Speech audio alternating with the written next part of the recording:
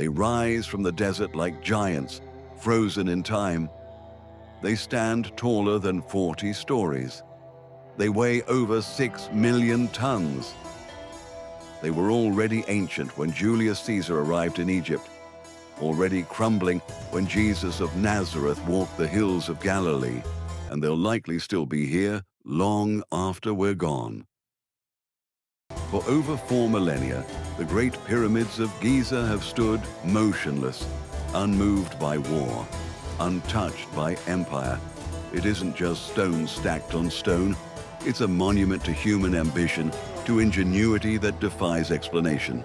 Built by a civilization without wheels, without iron tools, and without modern technology, this colossal structure has baffled historians, engineers, and dreamers alike. Over 2.3 million limestone blocks were quarried, shaped, and transported here, each weighing as much as an elephant, carved and placed with such precision that not even a sheet of paper fits between them, without cranes, without wheels, without steel. So how did they do it? How did a Bronze Age civilization build something we'd struggle to replicate even today? For centuries, its mystery has inspired awe, obsession, and wild theories. Some say the pyramids were built by giants, others say by aliens, others still say they're a map, a code, a message left behind. And yet, after nearly 5 millennia, the Great Pyramid still stands as a silent witness to a world long gone. Aligned with the stars and with true north more accurately than many modern buildings, it whispers secrets of astronomy, mathematics, and religious devotion. The Great Pyramid of Giza is more than a marvel of architecture. It's the beginning of something greater, the first and only surviving member of one of history's most iconic lists, the 7 Wonders of the Ancient World. Compiled by ancient Greek scholars over 2,000 years ago, the 7 Wonders weren't just architectural feats. They were chosen for their ability to inspire awe, to showcase what humanity could achieve when it dreamed on a grand scale. From the sun-scorched deserts of Egypt to the lush rivers of Mesopotamia, these wonders formed a cultural constellation, each one representing a civilization's greatest ambition, carved in stone, bronze, or marble. And while the Great Pyramid has stood the test of time, most of the others have vanished, lost to earthquakes, fire, war, or time itself. But their stories, their legends, still echo. This video is just the first chapter in our journey through those stories, the start of a 7-part series that explores each wonder, not just as ruins or myths, but as symbols of human boldness, mystery, and innovation. So if you're fascinated by the untold stories of history's greatest feats, make sure to like this video, subscribe to the channel, and turn on notifications so you don't miss the next episode in the 7 Wonders series. This is more than a list. It's a journey across time, through empires, legends, and the bones of forgotten worlds. Join us as we uncover the truth behind the myths, one wonder at a time. In this documentary, we'll journey through the entire history of the Great Pyramids, from the earliest experiments with stone, to the minds behind the first true pyramid, to the workers, the technology, the mystery, and the legacy. So sit back, grab a snack, and enjoy, because this is the story of how humanity reached for eternity and carved it from stone. To understand the Great Pyramid of Giza, you have to see the world through ancient Egyptian eyes. This wasn't just a massive tomb, it was a spiritual machine, a gateway to the afterlife, built with precision and divine purpose. The Egyptians believed that every person had multiple spiritual elements, including the Ka, life force, the Ba, personality, and the Akh, the transformed spirit. After death, the Ka would remain near the body, requiring food and offerings. The Ba, free to roam, would return each night to rest. Only once the proper rituals were performed could the soul transform into the Ark, capable of joining the gods in the afterlife. Ancient Egyptians didn't see death as the end.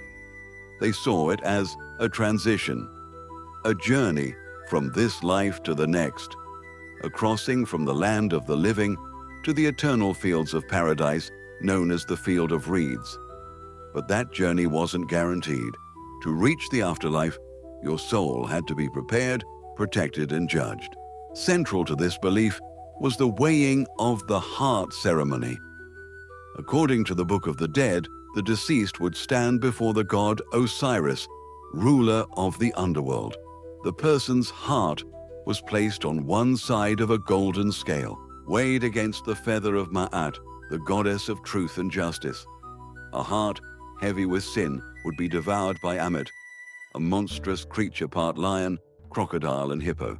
But a heart balanced with Ma'at, that soul, was granted eternal life in paradise.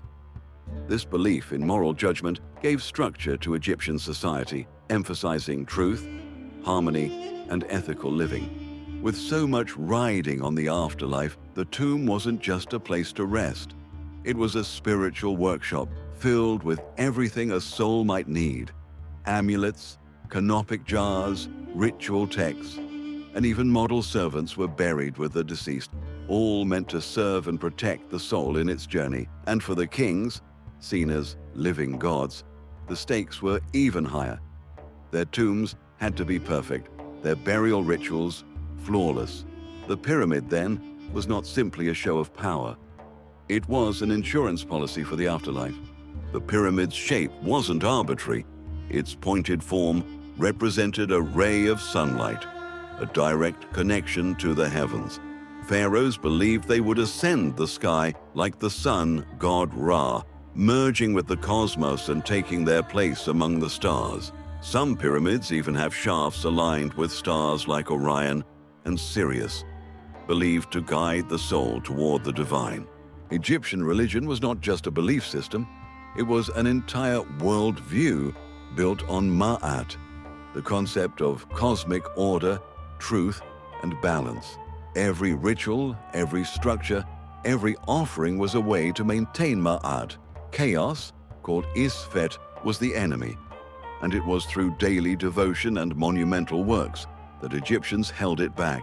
Priests played a crucial role in this system, performing rituals, preserving sacred knowledge, and ensuring the pharaoh's spiritual journey succeeded. The pyramid, built with divine proportions and sacred orientation, was part of that effort. It anchored the pharaoh's legacy and helped preserve Ma'at across generations. What's remarkable is how these beliefs shaped not only tombs, but art, science, astronomy, and even architecture. The Great Pyramids' precision reflects not just engineering skill, but a spiritual obsession with order, harmony, and eternal truth. And while the religious specifics may have faded with time, the underlying message still echoes that what we build, what we leave behind, reflects who we are and what we believe. So when we look at the Great Pyramid today, we're not just looking at a tomb, we're looking at a prayer carved in stone, a sacred ladder to the stars, and a monument to a civilization that believed in something greater than themselves. Before the pyramids rose from the desert, Egypt was a land of small farming communities, villages dotted along the life-giving Nile River.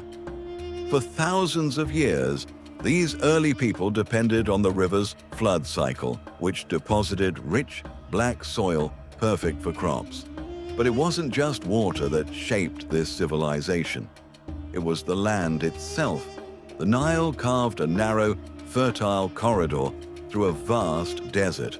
It was here, between harsh sands and endless sky, that one of the world's earliest great civilizations took root. Around 6000 BCE, scattered Neolithic tribes began to settle here, slowly learning to farm, to herd animals, to build more permanent homes, but life was still fragile and uncertain. The Nile could be generous, flooding just enough to nourish the fields, or cruel, wiping out crops and homes in a fury of water. Over centuries, these challenges forced early Egyptians to cooperate, to organize, and to build systems to control the river's flow, canals, dams, and reservoirs. This growing cooperation laid the foundation for a powerful social order, one that would eventually give rise to kings, priests, and monumental architecture. By around 3100 BCE, two separate kingdoms in Upper and Lower Egypt united under a single ruler, traditionally known as King Narmer or Menes, creating the first Egyptian dynasty. This political unification was crucial. It brought together resources, labor, and ideas on an unprecedented scale. With a centralized government, Egypt could now plan large projects, including the grand tombs that would evolve into pyramids. But before the smooth-sided pyramids we know today, early Egyptians buried their dead in simple mud brick tombs called mastabas. Flat, rectangular structures. These mastabas were more than graves. They were expressions of social status, designed to help the deceased's soul journey into the afterlife. Over time, as religious beliefs grew more complex, so did tomb architecture. This spiritual evolution set the stage for something much larger, a leap from mud brick to stone. It required not just ambition, but innovation and a visionary mind. Enter Imhotep, a priest, architect, and polymath who would become the architect of history's first pyramid. But before we meet him, we must understand the world he lived in. A world shaped by gods and kings, where the pharaoh was seen as a living god, a bridge between the mortal and divine. This divine kingship was more than politics. It was the foundation of Egyptian culture. Every stone laid, every monument built, was a symbol of this sacred power. The desire to create eternal resting places for the pharaohs, to preserve their souls for the afterlife, drove the Egyptians to invent architectural marvels that still captivate us today. And all of this happened long before the first pyramid ever touched the sky. Before the names Khufu, Khafra, and Menkaure became etched in stone, there was another pyramid. Older, smaller in scale, but no less revolutionary. It is the step pyramid of Pharaoh Djoser, and it marks the very first time humanity attempted to touch the heavens using nothing but limestone and ingenuity. Djoser was no ordinary ruler. He reigned during Egypt's third dynasty, around 2670 BCE, a time when most tombs were still made of mud brick. And royal burial structures were modest, practical, and flat. But Djoser imagined something more. A tomb that wouldn't just house his remains, but announce his divinity for eternity. In ancient Egypt, the pharaoh was believed to be not just a king, but a living god, the human embodiment of Horus, the falcon god of kingship. When a pharaoh died, he didn't simply pass away. He ascended, transformed, joined the realm of the gods. So naturally, his tomb couldn't be simple. It had to bridge the mortal and the divine. It had to last forever. To bring his vision to life, Djoser turned to a man whose name would echo across history, Imhotep. Imhotep was not a prince or nobleman. He wasn't born into power, but he was a genius, a polymath in the truest sense, a high priest, a physician, an astronomer, a scribe, and perhaps most importantly, an architect without equal. Imhotep would design not only the step pyramid, but the entire Saqqara complex around it. And in doing so, he would become the first named architect in history. His brilliance was so revered that, nearly 2,000 years after his death, the Greeks would deify him, elevating him to the status of a god of medicine and wisdom. But before he was a god, Imhotep was a man with a vision and blueprints unlike anything the world had ever seen. The step pyramid was unlike anything that had come before. It wasn't just a tomb, It was a layered monument composed of 6 rectangular platforms, each one smaller than the one below it, stacked upward like a giant staircase to the sky. The structure stood at about 204 feet tall, making it the tallest building on Earth at the time. But what made it truly groundbreaking wasn't just its height, it was what it was made of. Imhotep chose to build using carved limestone blocks, making the Step Pyramid the first large-scale stone construction in human history. This was a monumental shift. Before this, Egyptian structures were made of mud brick, materials vulnerable to erosion, collapse, and time. Stone promised eternity. Imhotep had to invent new techniques for quarrying, cutting, and transporting the massive blocks. He had to organize thousands of workers, craftsmen, laborers, overseers, priests, and manage the flow of materials and manpower over decades. This wasn't just construction, it was statecraft, logistics, and spiritual ritual rolled into one. But the Step Pyramid was only part of the story. Imhotep designed an entire ceremonial city around it. The Saqqara complex was encased within a towering white limestone wall over 30 feet high, with 14 gates, 13 of which were false. Only one entrance allowed passage, symbolizing the exclusivity of the afterlife and the spiritual journey of the king. Inside, there were temples, storage rooms, courtyards, chapels, a landscape meant to mirror Djoser's palace in life, so that he could rule eternally in death. There were underground chambers totaling over 3 miles of tunnels. Some of them were intended for symbolic purposes, others perhaps for rituals or burial goods, and some remain unexplored to this day. To the ancient Egyptians, shape mattered. The pyramid's step design wasn't a mistake. It represented a stairway to the heavens, allowing the pharaoh's ka, his life force, to rise skyward and join the gods in the afterlife. The entire structure was a spiritual machine, not just a grave, but a gateway between worlds. Every block, every wall, every corridor was imbued with cosmic meaning.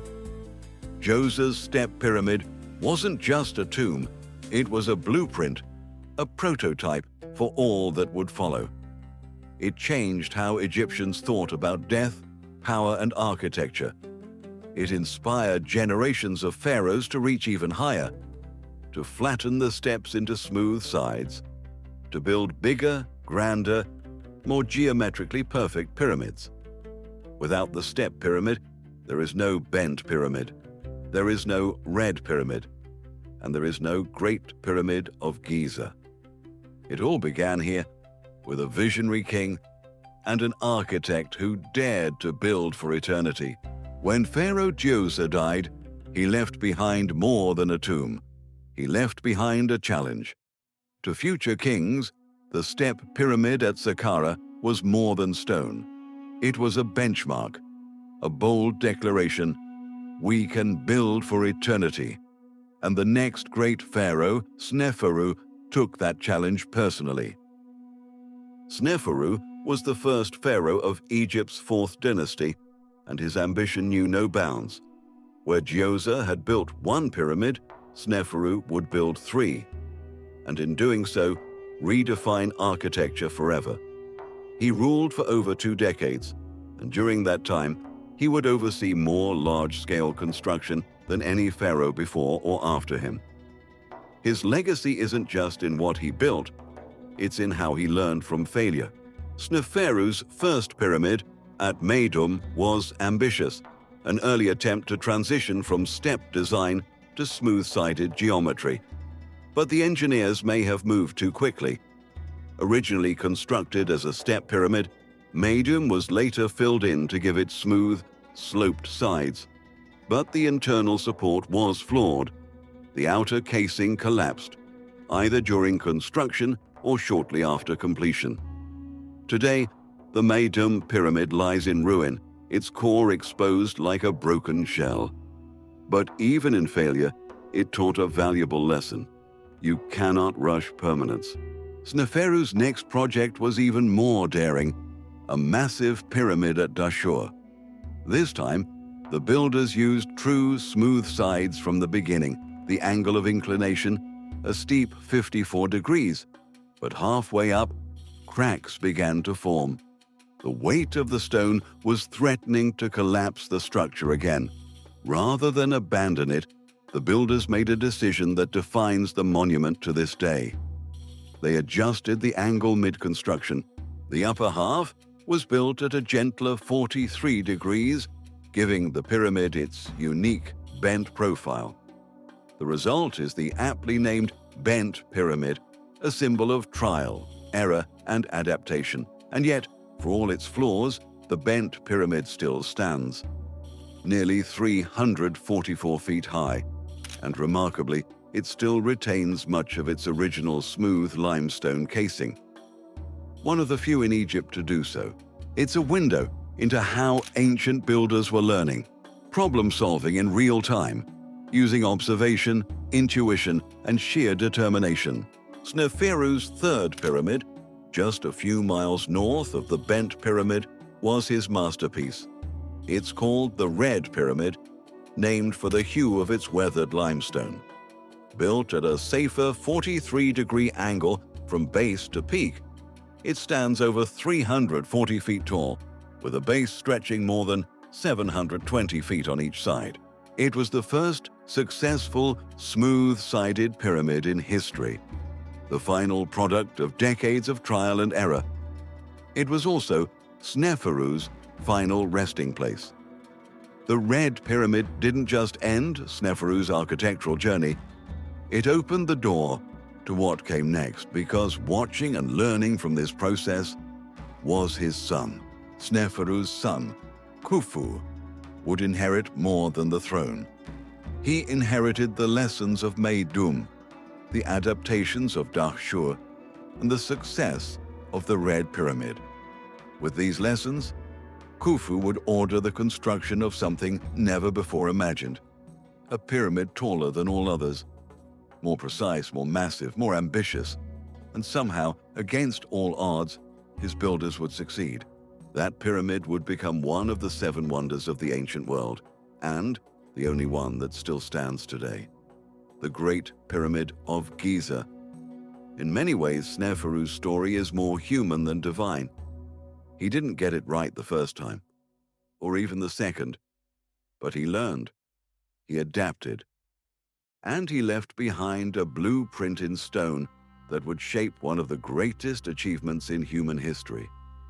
Next, we'll journey to the reign of Khufu and uncover the astonishing construction of the Great Pyramid itself. The year is around 2580 BCE. The 4th dynasty of Egypt is at its peak, and a new pharaoh takes the throne, Khufu, son of Sneferu. He inherits not just an empire, but the architectural legacy of his father, and a national obsession with immortality carved into stone. But Khufu doesn't want to merely follow in his father's footsteps. He wants to surpass him.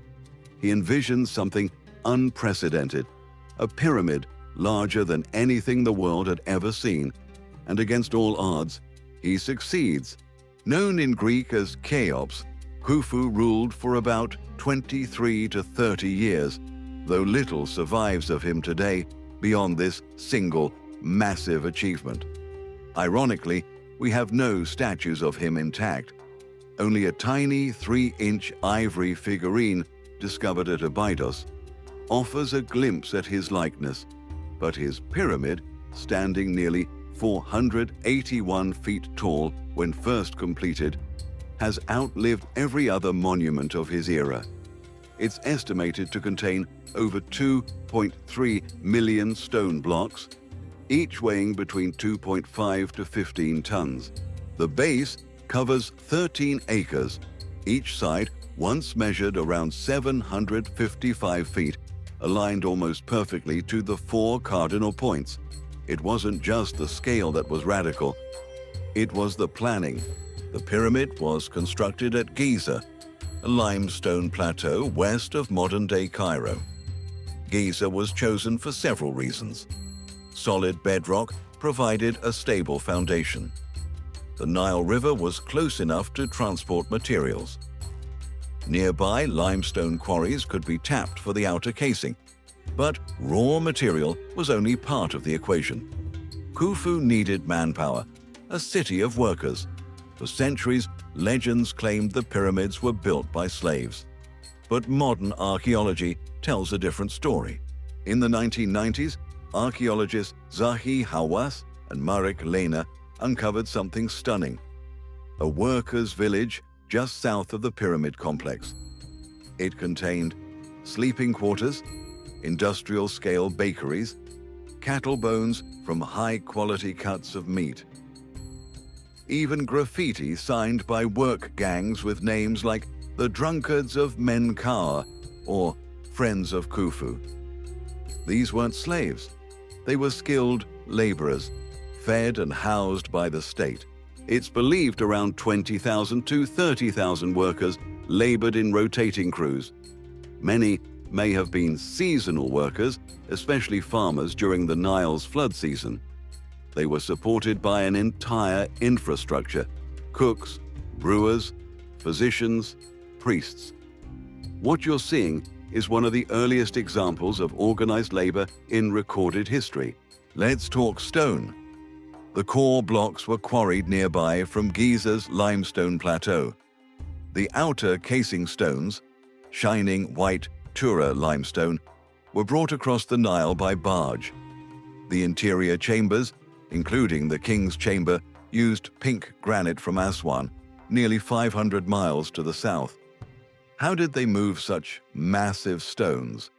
Theories include wooden sleds dragged across sand wetted to reduce friction, levers and scaffolding ramps, possibly a circular drum system or internal ramp spiral, though that remains debated. No pulleys, no wheels, just ropes, physics, coordination, and human endurance.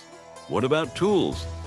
Egyptians at the time used copper chisels, dolomite pounders, and wooden mallets. Despite the lack of steel or iron, they achieved astonishing precision. The base is almost perfectly level, within less than an inch across the entire platform. The joints between stones are so tight, many can't even fit a credit card between them today. This wasn't just brute force, it was mathematics, surveying, and generational knowledge. Now, let's journey inside the Great Pyramid itself, a labyrinth of mystery hidden beneath the desert sun. From the outside, the pyramid looks like a solid monolith. But inside, it hides a complex network of chambers and passageways, each with a purpose, each steeped in symbolism. The pyramid's heart is the king's chamber, built entirely from massive blocks of pink Aswan granite.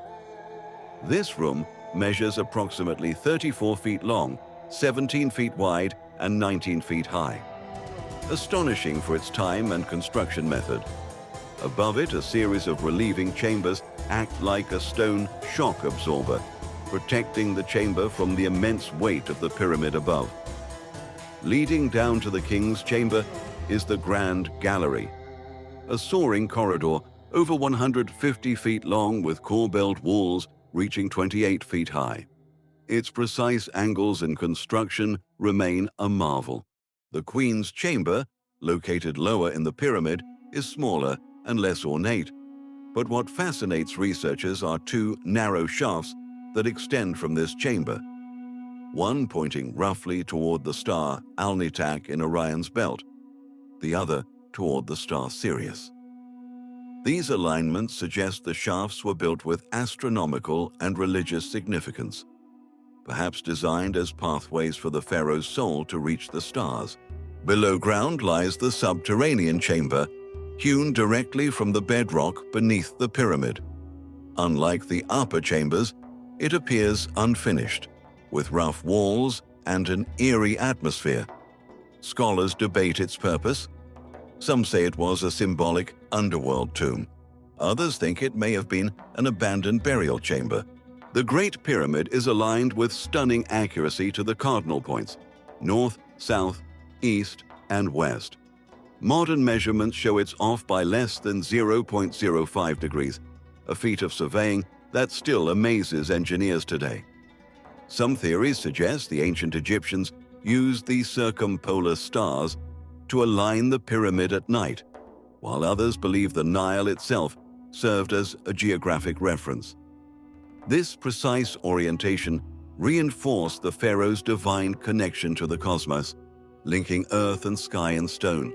How did the builders raise millions of stones to such heights? Archaeologists debate several ramp theories, from straight ramps, zigzagging ramps, to internal spiral ramps.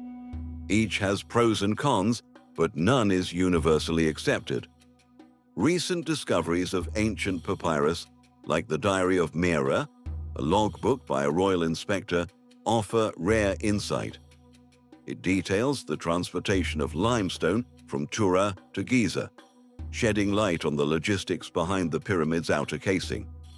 One of the most fascinating finds is the Khufu ship, a fully assembled 143-foot-long wooden vessel buried near the pyramid.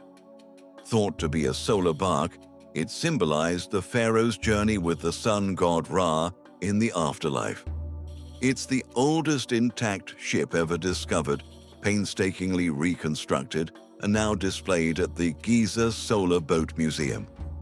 Alongside the ship, many smaller artifacts have been found: pottery shards, tools, and inscribed graffiti that offer clues about daily life during construction.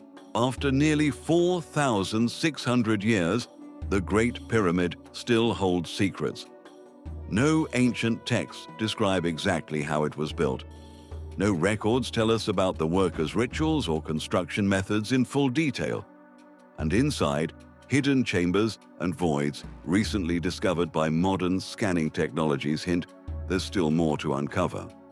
The Great Pyramid is not just a monument of stone, it's a monument of human ambition, ingenuity, and mystery.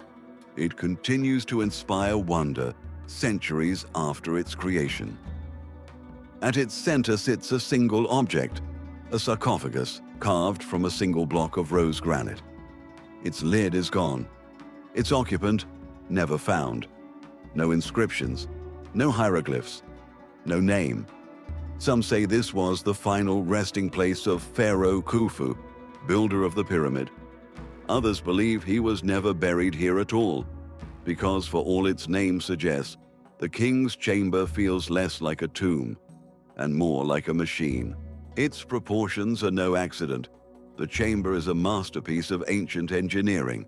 Its floor, walls, and ceiling are aligned to the cardinal directions with breathtaking accuracy.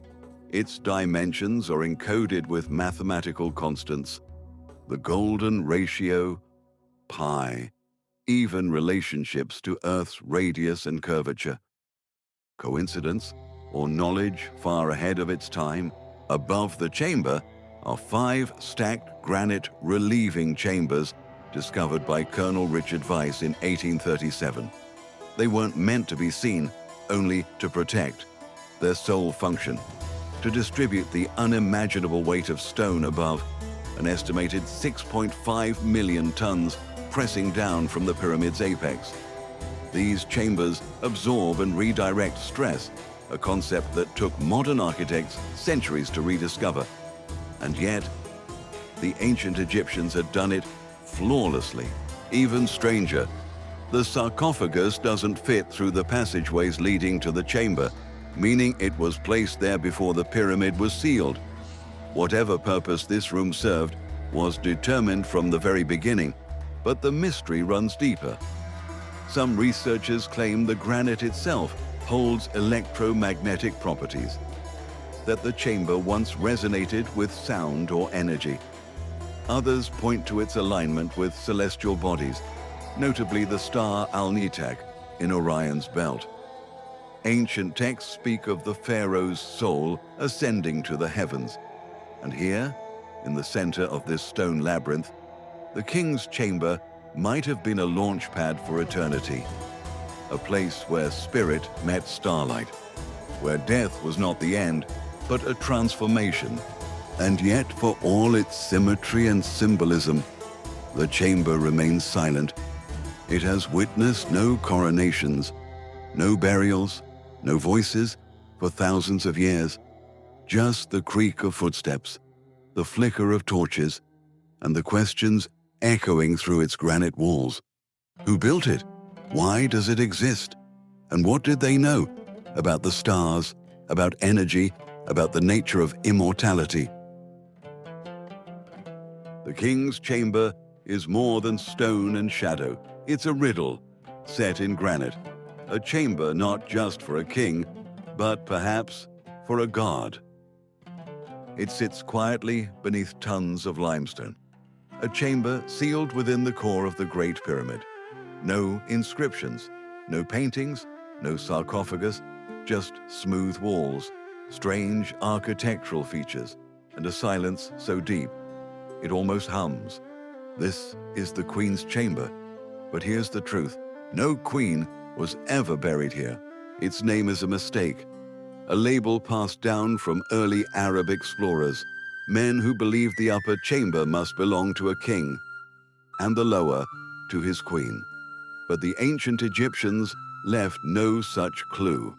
No writings, no artifacts, no indication that anyone was ever laid to rest inside. And yet, the room was deliberately built, perfectly measured, aligned with cosmic precision, which raises a question. Why? The Queen's chamber is located at the very center of the pyramid's mass, precisely between the northern and southern faces. It's made of limestone, unlike the granite king's chamber above.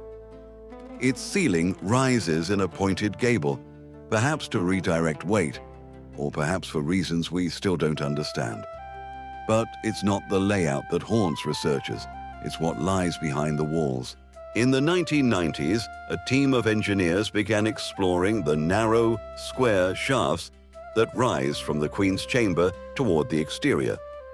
Originally believed to be air shafts, they were found to be sealed at both ends. No airflow, no exit. Just narrow tunnels, climbing upward through solid stone for over 200 feet. And at the end of the southern shaft, a tiny limestone door fixed with 2 copper handles, a door in a tunnel that leads nowhere. It would come to be known as the Gantenbrink door, after the German engineer who discovered it using a robot. Why would a 4,000-year-old pyramid have sealed tunnels ending in copper-handled doors, deep inside a chamber that holds nothing? Some believe the Queen's chamber had a ritual purpose, that it was a spiritual staging ground where priests performed rites to prepare the pharaoh's soul for the stars. Others believe it held sacred relics, objects that were removed or never placed. There are even acoustic theories. Modern tests have shown that certain frequencies resonate inside the chamber in strange and powerful ways, as if the walls were tuned to vibrate with sound. Could chanting, music, or ceremony have triggered some unknown effect? And then there are the stars. The southern shaft of the Queen's chamber points almost exactly to the ancient position of the star Sirius. The northern shaft toward the constellation Draco. Sirius was the goddess Isis. Draco, the eternal watcher of the northern sky. In ancient Egyptian belief, these stars were not just celestial lights, they were gods, guardians of rebirth, beacons for the soul. Was the Queen's chamber a room built not for the body, but for the soul's ascent? Today, the Queen's chamber remains sealed, untouched by tourists, quiet, waiting. Its walls hold no treasure, but perhaps something even more valuable. Intention, deliberate design, encoded knowledge we've only just begun to understand. No queen rests here, but something does. A question carved in stone, a ritual frozen in time, a space at the heart of a monument built for gods, not just kings. But the Queen's chamber wasn't the end. It was the threshold, because above this hidden heart of the pyramid, another path awaits. A passage not designed for death, but perhaps for ascension. Emerging from the tight stone crawl space of the ascending passage, you find yourself standing in a space unlike any other in the ancient world. Suddenly, the ceiling soars, the air opens, and light, even artificial light, feels strangely holy here. This is no ordinary corridor, this is the Grand Gallery.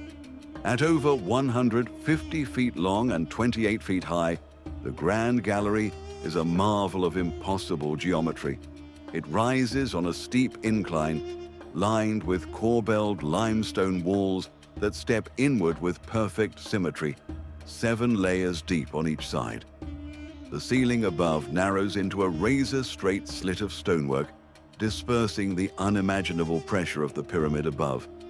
No mortar, no steel, just balance, brilliance, and a sense of sacred order. At the base of each wall, there are evenly spaced notches, small, shallow cut-ins. Some believe they once held large wooden beams, part of a mechanical system, a structure, or perhaps a procession platform used in ancient rituals. Because this was no simple hallway, it's too steep, too grand, too overbuilt. The Egyptians didn't waste stone, and yet here, they built something vast, elaborate, and utterly unique. Above the Queen's chamber, this chamber seems to serve a different purpose entirely. Some say the Grand Gallery was designed for the pharaoh's spiritual ascent, the moment his soul left the earthly world, traveling upward toward the stars. The chamber leads directly to the king's chamber, symbolically representing the pharaoh's transformation from man to God. It's not just a passage, it's a stairway to immortality. Others see it more literally. The angles and dimensions of the Grand Gallery are so precise, they resemble structures we only now use in modern acoustics and waveguides. It acts like a resonance tunnel where sound vibrates in repeating patterns. Even soft noises echo, shifting, swirling, deepening with every step. Was this an accident? Or was this space tuned, like an instrument? Was it designed to amplify chants, to carry voices toward the heavens, or to interact with the natural frequencies of the earth itself? And then there are the fringe theories. Some researchers believe the Grand Gallery was part of a lost energy system, where the pyramid itself acted as a power plant, with the Grand Gallery functioning as a central channel for harnessing, storing, or amplifying Earth's natural electromagnetic energy. They point to the use of different materials: limestone as an insulator, granite as a conductor. They speak of vibrations, of resonance, of unknown ancient knowledge now lost to time. Mainstream science scoffs at the idea, but the questions remain. Why build a corridor so grand for no practical reason? Why put it directly above the Queen's chamber, yet give it no visible inscription, no religious iconography? And why does it lead upward, straight into the sealed and enigmatic King's chamber? The Queen's chamber was the stillness, but the Grand Gallery is the motion. It's the passage that moves us forward, from the body to the soul, from this world to the next. A space of transition, of transformation, a corridor not for the living, but for those seeking to become eternal. It is a path carved in stone for gods. We've wandered the inner sanctum of stone, from the Queen's chamber's silent heart to the Grand Gallery's mysterious ascent, to the King's chamber, where gods were meant to rise, each room carved with impossible precision, each passage aligned to the stars. But now, one question rises louder than any echo inside. How? How was this colossus built?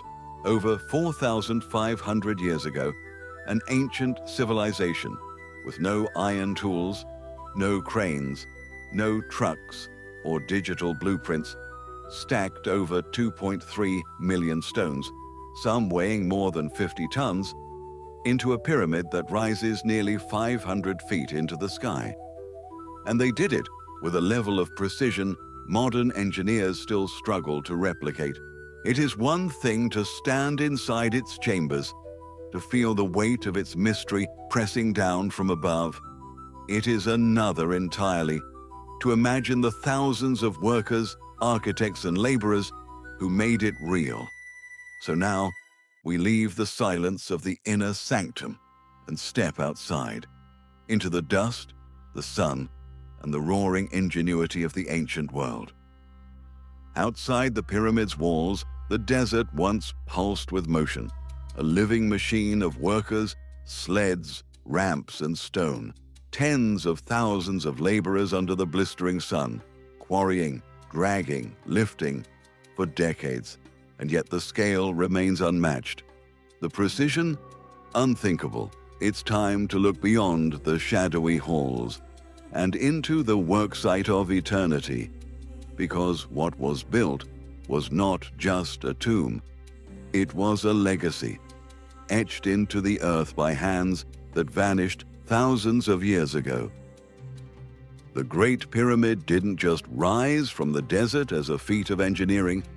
It was the product of thousands of lives, intertwined by faith, society, and innovation. Behind the colossal stones and precise measurements were human hands. Hands hardened by labor, guided by devotion, and inspired by purpose.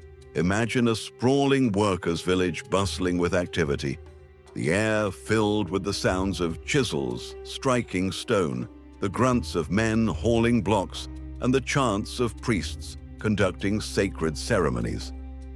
The builders weren't slaves, as myths once claimed. Archaeological discoveries reveal they were skilled laborers, farmers, artisans, and craftsmen who worked in rotating crews, seasonal laborers taking time from the flooding Nile to serve their king. Their days started before dawn, fueled by hearty meals of bread, onions, and salted fish, carefully rationed by royal overseers. Medical care was surprisingly advanced for its time. Excavations at the workers' cemetery uncovered healed fractures and evidence of skilled bone setting, showing a community that valued and cared for its builders. For ancient Egyptians, religion wasn't separate from daily life. It was life itself. The pyramid was a tomb, yes, but also a temple, designed to ensure the pharaoh's successful journey to the afterlife and his eternal union with the gods. Priests played a vital role, not only performing rituals, but also overseeing construction, ensuring every stone aligned with cosmic and religious principles. The pyramid was a cosmic machine, mirroring the rays of the sun, god Ra, symbolizing rebirth and divine order. This sacred purpose united the workforce under a common belief that through their labor, they were sustaining the balance of the universe itself. The pyramid's construction required not only manpower, but innovation. Tools were primarily copper chisels and stone hammers, supplemented by wooden sledges and ropes, but it was the organization that made the impossible possible. Projects were divided into specialized teams: quarry workers, haulers, masons, carpenters, and priests. The logistics of moving millions of stones relied on a complex network of ramps, sledges, and canals, as documented in rare texts like the Diary of Mera, a papyrus logbook from the era. These innovations in project management were early examples of large-scale engineering and bureaucracy. The Great Pyramid's legacy extends beyond its massive stones. It shaped Egyptian culture, inspiring generations of artisans and architects. Its design influenced religious thought, governance, and art. But more than that, It symbolizes what humans can achieve when faith, society, and innovation come together. From the workers in their village to the priests in their temples, the pyramid is a testament to human collaboration, vision, and determination. As the sun sets over the Giza plateau, the Great Pyramid stands, not just as a tomb, but as a monument to the human spirit, forever echoing the lives, beliefs, and dreams of those who built it. For over 4,500 years, the Great Pyramid of Giza has stood as a silent sentinel, guarding secrets that continue to captivate scholars, adventurers, and the curious alike. Despite centuries of study, this ancient wonder still holds mysteries that challenge our understanding of history and engineering. Recent decades have brought a new wave of discovery, fueled by advanced technologies. One of the most groundbreaking efforts came in 2017, when scientists launched the Scan Pyramids project, using non-invasive techniques like muon radiography, which tracks cosmic rays passing through stone to create detailed internal images. This technology revealed a previously unknown large void, roughly 100 feet long, located above the Grand Gallery. Dubbed the Big Void, its purpose remains a tantalizing mystery. But modern science is only part of the story. For thousands of years, Egyptians themselves told stories to explain the pyramid's origins. Among the oldest surviving manuscripts is the Westcar Papyrus, a collection of magical tales set in the time before Khufu. Written over 1,000 years after the pyramid's construction, it blends myth and history, recounting miracles performed by priests and magicians. One story tells of a magician who resurrects a dead hippopotamus. Another foretells the birth of a future king. These tales hint that the pyramids were seen not just as tombs, but as monuments of divine power, crafted through sacred knowledge and mystical forces. While the Westcar Papyrus doesn't explain how the stones were laid, it reveals how Egyptians revered the builders, not just as laborers, but as keepers of secret wisdom. This ties into the legendary figure of Imhotep, the architect-priest credited with pioneering pyramid construction centuries earlier, embodying the fusion of magic, science, and spirituality. What lies inside the mysterious Big Void?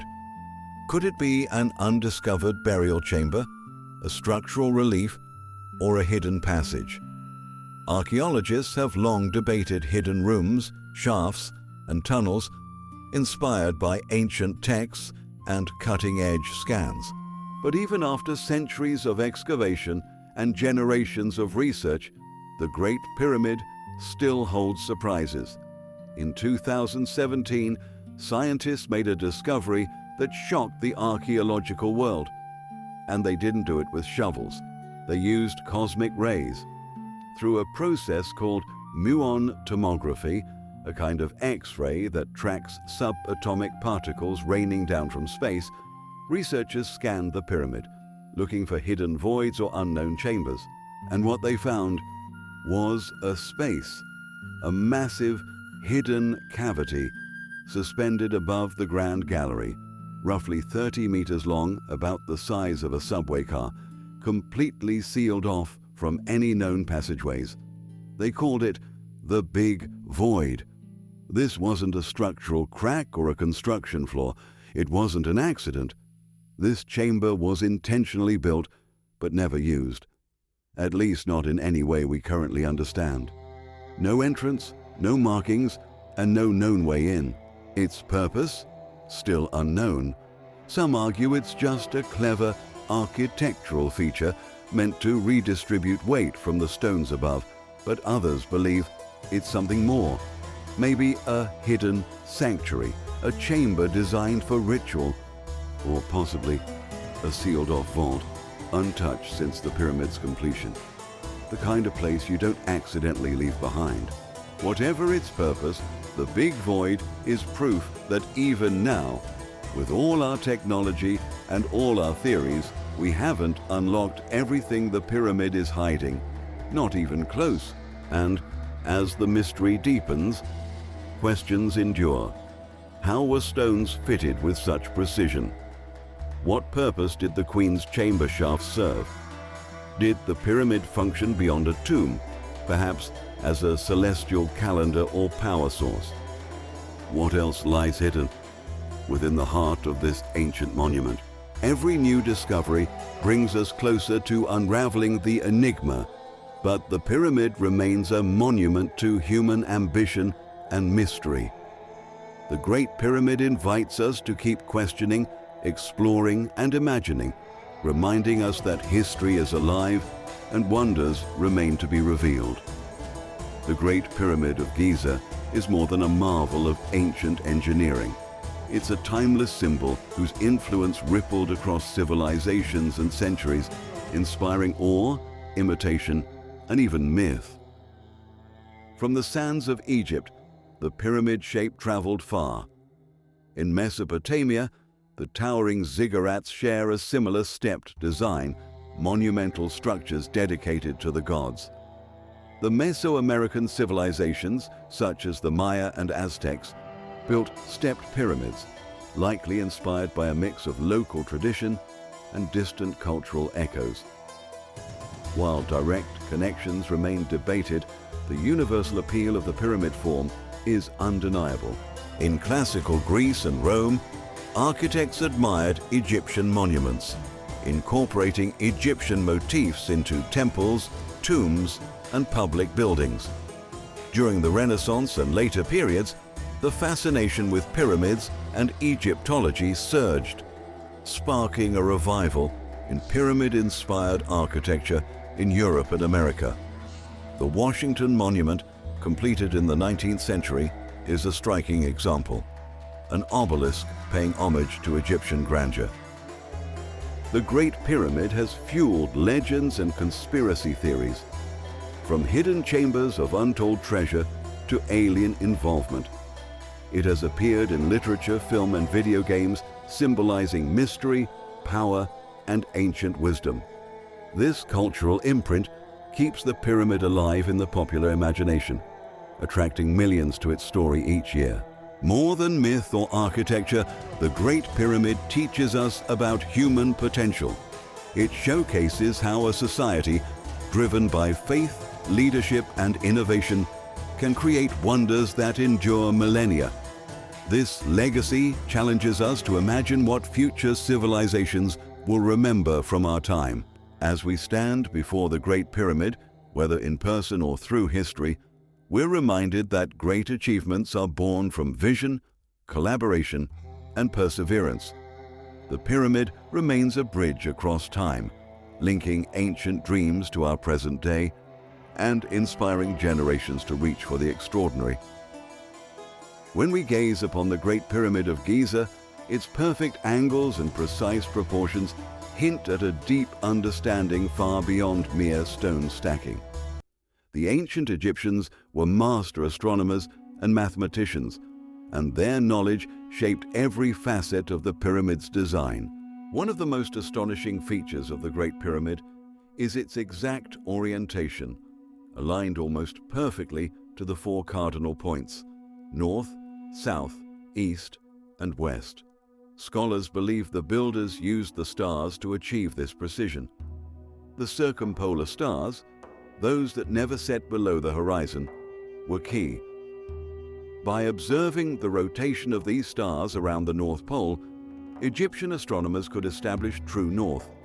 This celestial alignment was not only practical, but deeply symbolic.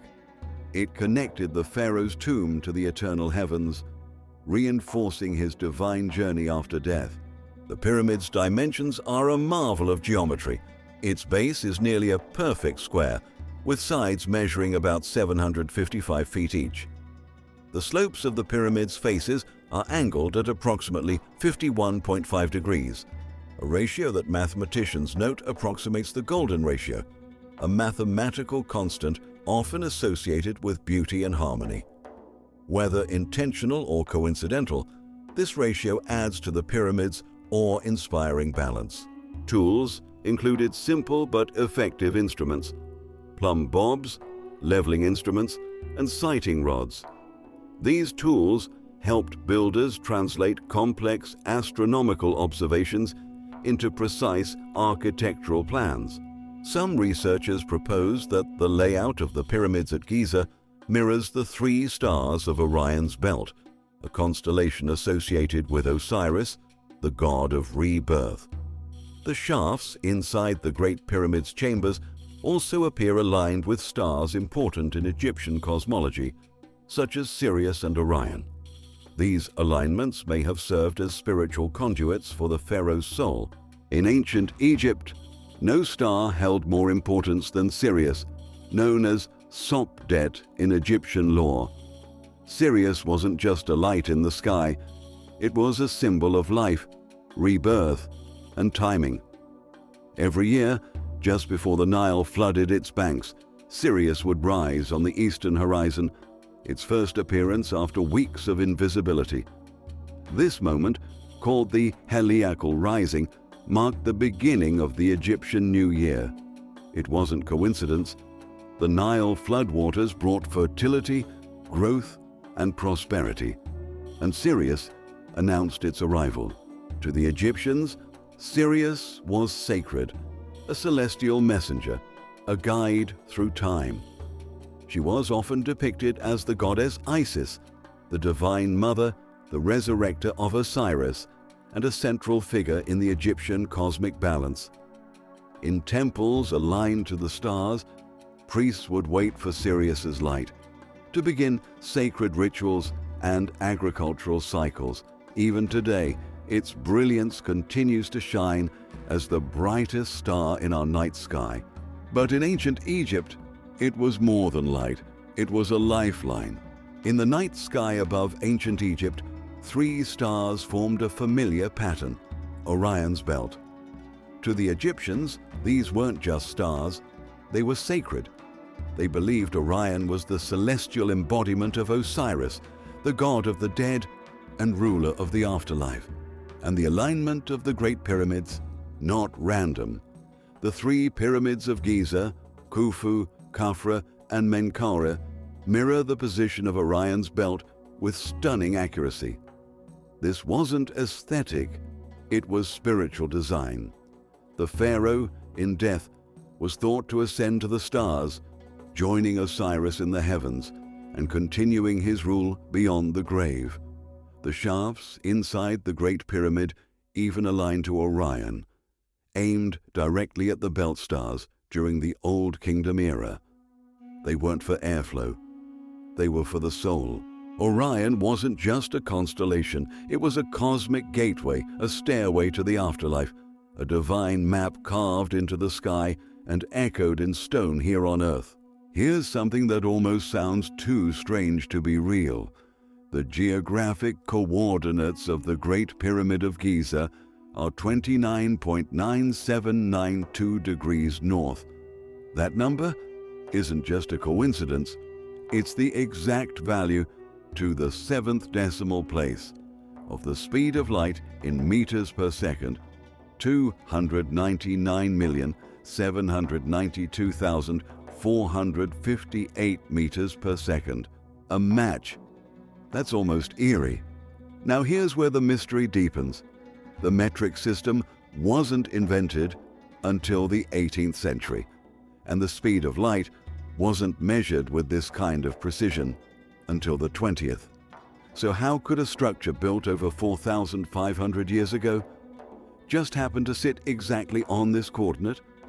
Some argue it's just a numerical fluke, coincidence, and nothing more. But others, they see this as intentional design, a signal that the builders understood far more about the nature of space and physics than we give them credit for.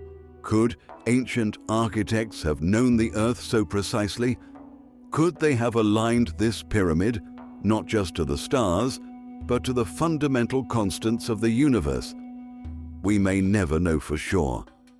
But one thing's certain, the deeper we look, the more deliberate this monument becomes. The Great Pyramid is a testament to the ancient Egyptians' mastery of science and spirituality. It bridges the earthly and the cosmic, combining mathematics, astronomy, and religious symbolism in stone. Through their genius, they left us a monument not only to their pharaoh, but to human curiosity and the pursuit of knowledge. Long before the first modern map was drawn, before Europe knew of America, before paper money or telescopes or dynasties fell and rose again, there were 7 wonders, chosen not by one empire, but remembered by scholars, travelers, and kings as the greatest achievements of the ancient world. Monuments that stood, some for centuries, as proof of what humanity could accomplish when reaching for the divine. But today, of all those wonders, only one still stands: the Great Pyramid of Giza. The idea of cataloging 7 wonders didn't begin in Egypt. It began with the Greeks.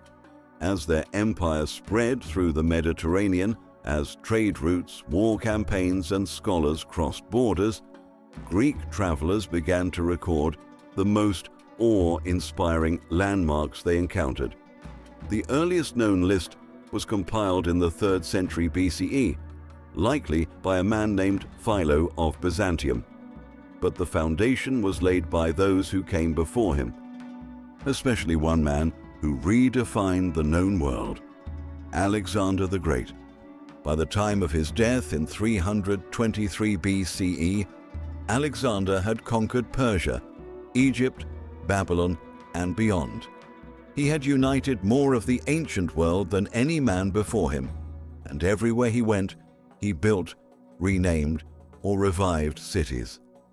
But he also left behind something else: a cultural blueprint.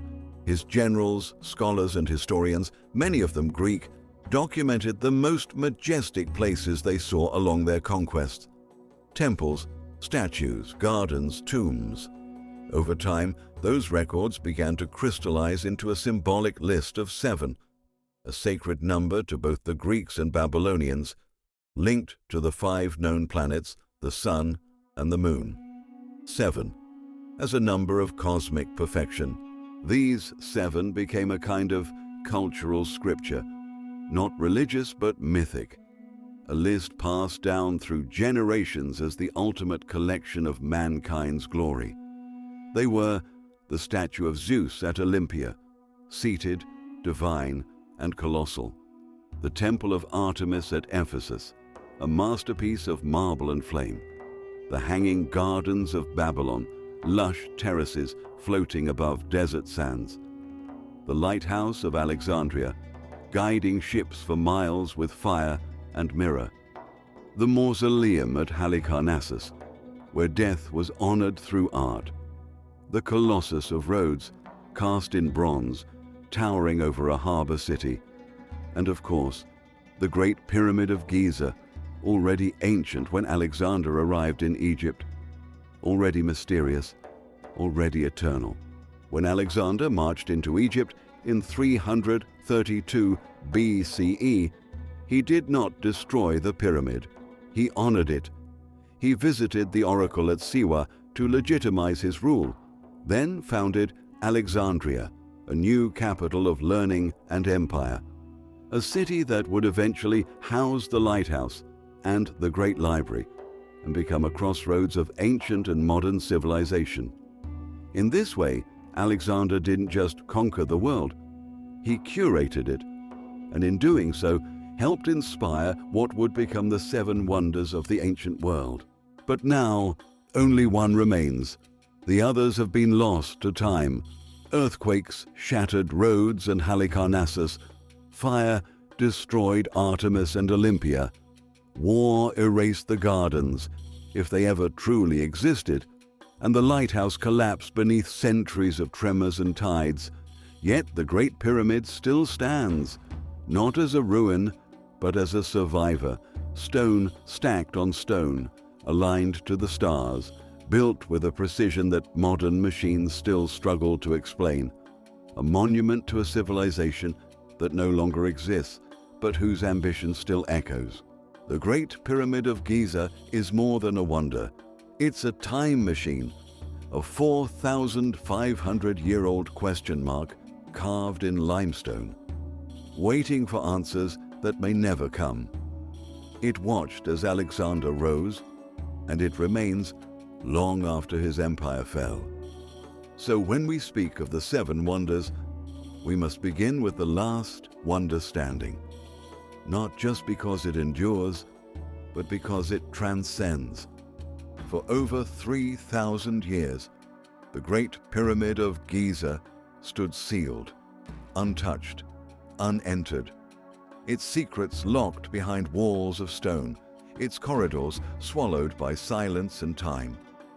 No one knew what lay inside, not the Romans, not the Greeks, not even Alexander the Great.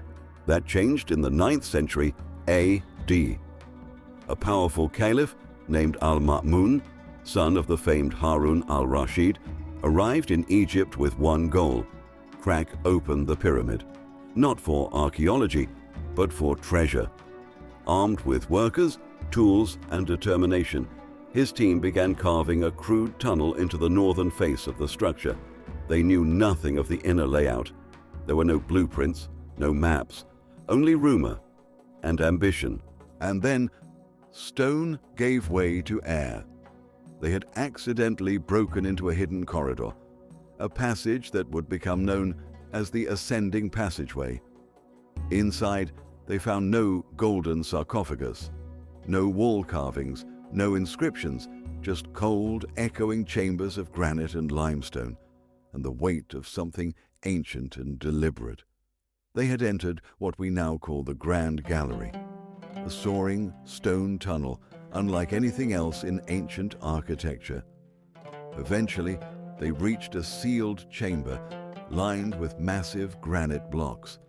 This was the so-called King's Chamber, a room containing only one object, an empty stone sarcophagus. Lid missing, no body, no treasure, only questions. To Al-Ma'mun, the pyramid had yielded nothing. But in truth, he had opened the door to a mystery that still haunts us today. What happened to the original burial? Was it robbed in antiquity? Or was the pyramid never a tomb at all? Centuries later, in the 17th, 18th and 19th centuries, European explorers would return, this time not as treasure hunters, but as seekers of knowledge. Men like Giovanni Belzoni, Richard Weiss, and Flinders Petrie entered the pyramid with notebooks, not swords. They measured, sketched, excavated. They documented the hidden shafts, pressure relief chambers, and complex geometry inside. One explorer discovered red ochre graffiti deep within a hidden chamber above the king's chamber, names of the original work crews. Proof that the pyramid was indeed built by Egyptians, not aliens or lost civilizations. So while Al-Ma'mun opened the pyramid with force, he also opened the way for centuries of discovery. And what those early explorers found inside wasn't gold or treasure. It was something far more valuable, a glimpse into the minds of the ancients, a corridor into their science, their faith, and their obsession with the eternal. The pyramid had not been silent after all. It had just been waiting. In the spring of 1837, a British Army colonel named Richard William Howard Weiss arrived in Egypt with a mission, not to plunder like those before him, but to prove a point. Weiss wasn't a trained archaeologist.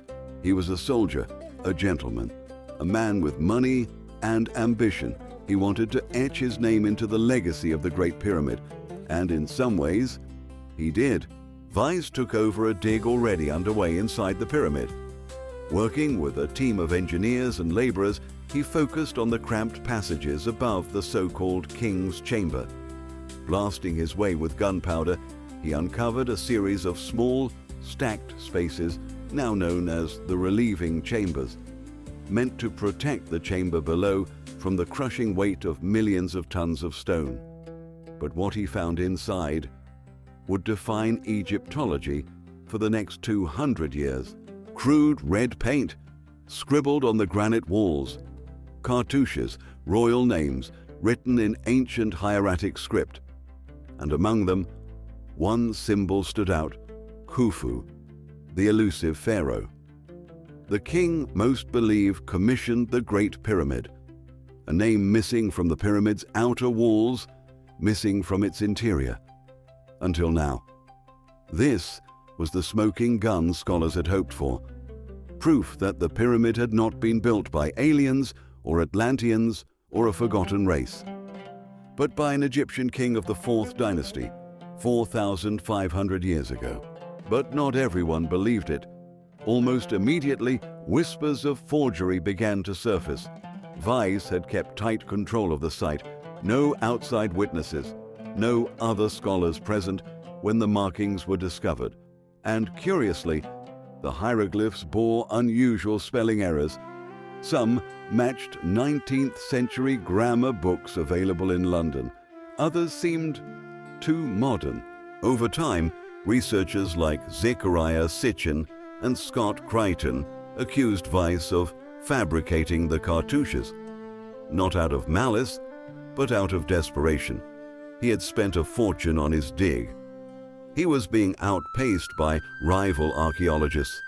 He needed a headline, a discovery that would secure his legacy. And what better find than the name of Khufu himself? To this day, no one can say for sure. The Khufu cartouche is still cited in history books, still pointed to as evidence, still etched into the narrative of the pyramid's origin. But the truth? It may be as buried as the pharaoh himself. Was Colonel Vice a discoverer or a deceiver, a pioneer of Egyptology, or the author of its most convenient myth? The pyramid keeps its secrets, and Richard Vice may have become one of them.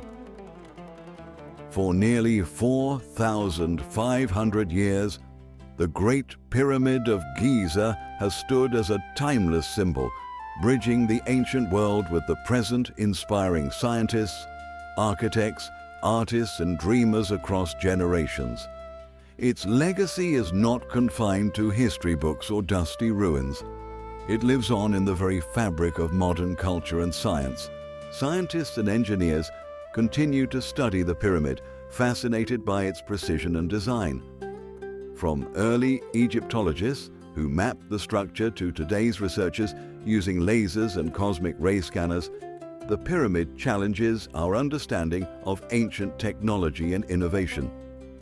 Its exact measurements have inspired explorations into geodesy, the study of Earth's shape and dimensions, and some theories propose its builders possessed advanced knowledge of mathematics and astronomy far ahead of their time. The pyramid's influence extends deeply into modern architecture. Its simple yet monumental shape has inspired skyscrapers, memorials, and monuments worldwide. The glass pyramid entrance at the Louvre Museum in Paris, designed by I.M. Pei, is a stunning modern homage. Even in urban design, the pyramid's principles of balance, proportion, and durability continue to inspire architects and engineers. Beyond science and architecture, the Great Pyramid is a cultural icon. It features in countless films, novels, and artworks, from Indiana Jones's adventures to blockbuster movies and video games. Its image evokes mystery, power, and the enduring human fascination with the past. As the very first wonder in our 7 Wonders of the World series, the Great Pyramid serves as a gateway, a monument that connects us across time and space to the other 6 wonders, each with its own story of ambition, mystery, and human spirit. Over the coming episodes, we'll travel from the sands of Egypt to the Hanging Gardens of Babylon, the statue of Zeus, the Temple of Artemis, the Mausoleum at Halicarnassus, the Colossus of Rhodes, and finally, the Lighthouse of Alexandria. Together, these wonders form a tapestry of history that continues to captivate the world.